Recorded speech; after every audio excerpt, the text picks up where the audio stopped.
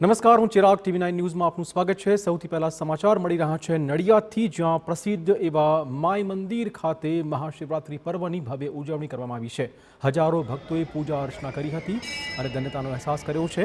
નડિયાદના my મંદિરમાં 12 જ્યોતિર્લિંગની પ્રતિકૃતિ સ્વરૂપે 12 શિવલિંગ સ્થાપિત થયેલા છે।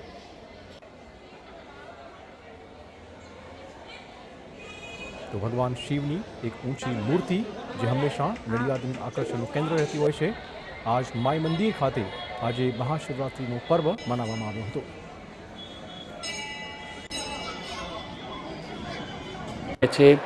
રાત્રે 9 થી 12 આ દ્વાદશ જ્યોતિર્લિંગ ઉપર વિશેષ પંચવક્ર પૂજા ભગવાનની થાય છે।